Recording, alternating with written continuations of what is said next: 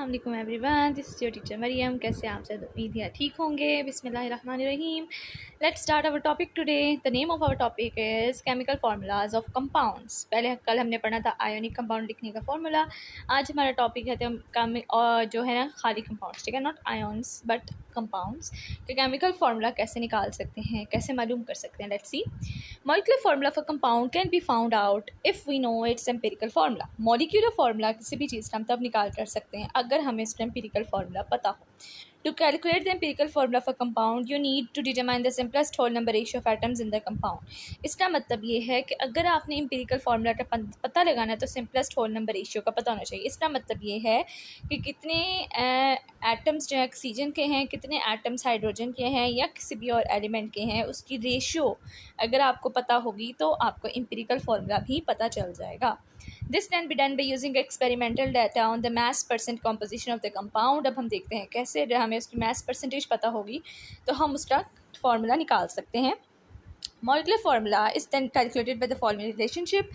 हम इस तरीके से इसको कैलकुलेट कर सकते हैं। ये देखें ज़रा, ये देखें, Molecular formula is equal to n empirical formula, ठीक है। ये हमारे पास आप लोगों को पता होना चाहिए। हमारे पास फार्मूला है, मॉलिक्यूलर फार्मूला निकालेगा हमारे पास फार्मूला होता है एन एम्पिरिकल फार्मूला। एन क्या चीज़ है? नंबर ऑफ एटम्स या मॉलिक्यूल्स, किसी भी कंपाउंड या एलिमेंट में कितने नंबर ऑफ मॉलिक्यूल्स हैं हम उसको एन से रिप्रेजेंट करते हैं, ठीक है। और इसका मॉलिक्यूलर फार्मूला निकालने का क्या फार्मूला है? N multiply empirical formula. पहले तो हम n की वैल्यू निकालते हैं। n की वैल्यू फाइंड आउट करने का क्या फॉर्मूला है? Molar mass over empirical formula mass. मतलब कि मास जो होगा ना इन दोनों का, वो क्या होगा? एम्पिरिकल फार्मूला मास, और मोलर मास हमें दिया हुआ होगा। अब देखते हैं ज़रा। For example the empirical formula of hydrogen peroxide is, empirical formula क्या है?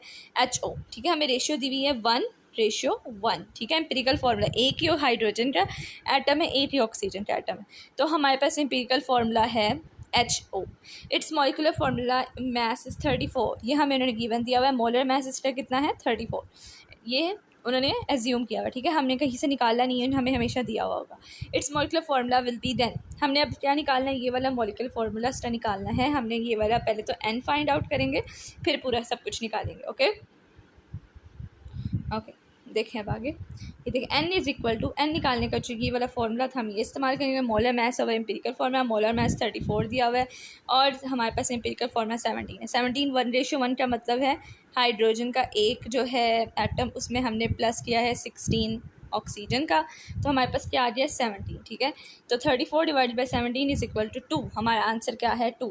तो हमारे पास n की वैल्यू आई है 2। अब हम इसको इस फार्मूला में पुट करेंगे, मॉलिक्यूलर फार्मूला में n multiply by empirical formula. n हमारे पास 2 था, बाकी HO वैसे क्या ऐसे ही है, तो हमारे पास क्या आ गया? H2O2। हमारे पास क्या निकल आया है? Molecular formula.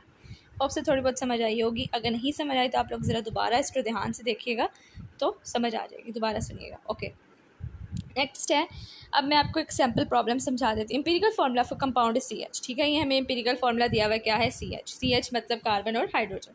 ये भी हमारे पास कितना रेशियो है? 1:1। एक ही एटम कार्बन का, एक ही एटम हाइड्रोजन का। It's molecular mass is 78 gram. Molecular mass जो उन्होंने मोलर मास कहा था, यहाँ पे मॉलिक्यूलर मास दिया हुआ है 78 gram. Find its molecular formula. हमने वही फार्मूला पुट करके मॉलिक्यूलर फार्मूला निकालना है, n मल्टीप्लाई एम्पिरिकल फार्मूला। देखें, एम्पिरिकल फार्मूला CH है, मॉलिक्यूलर मास 78 है, मॉलिक्यूलर फार्मूला ये वाला हमने फार्मूला पुट किया। मॉलिक्यूलर फार्मूला निकालने के लिए n की वैल्यू निकालनी है। मोलर मास और एम्पिरिकल फार्मूला मास 78 उन्हें दिया हुआ 13, इस वजह से कि कार्बन का होता है 12 मास और हाइड्रोजन का इसमें 1 ऐड किया तो क्या आ गया? 13। 78 divide by 13 is equal to 6। तो हमने वो n के साथ इसको मल्टीप्लाई किया। एम्पिरिकल फार्मूला तो n हमारा 6 था, C6H6, तो हमारे पास क्या आ गया?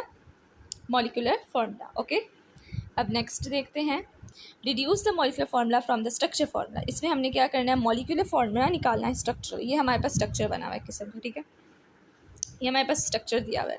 हमने से इसमें मॉलिक्यूलर फार्मूला ढूंढना है इस तरीके से कि कितने नंबर है ऑक्सीजन के, कितने नंबर है सल्फर के, कितने नंबर है हाइड्रोजन के।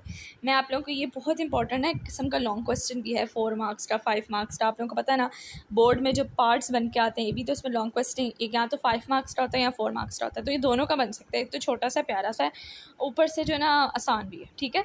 तो आप लोग जब ये वाला लिखेंगे तो उसके साथ ये वाली एग्जाम्पल देंगे तो माशाल्लाह से आप लोग के इंशाल्लाह फुल मार्क्स आ जाएंगे। Deduce the molecular formula from the structure formula देखते हैं sir. In order to deduce the molecular formula from the structure formula the following steps are taken. ये स्टेप्स है। Number 1, write down the structure formula of the compound. पहले तो आपने structure बना लेना compound का, ठीक है।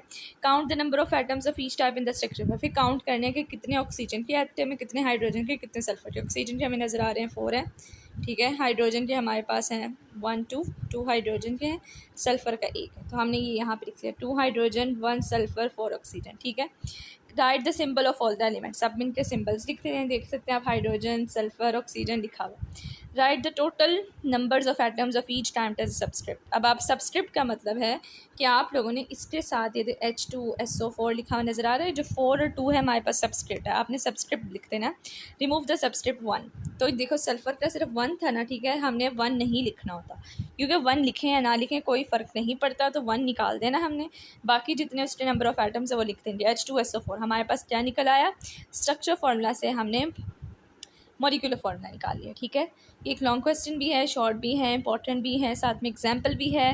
तो आई होप सो आप लोग अच्छे तरीके से समझ आई होगी। अगर नहीं समझ आई हुई तो आप कमेंट सेक्शन में मुझसे दोबारा पूछ सकते हैं, और मैं कोशिश करूँगी दोबारा समझाने। ओके, अल्लाह हाफिज़। That's it for today. Like share and subscribe my channel as much as possible. Allah हाफिज़।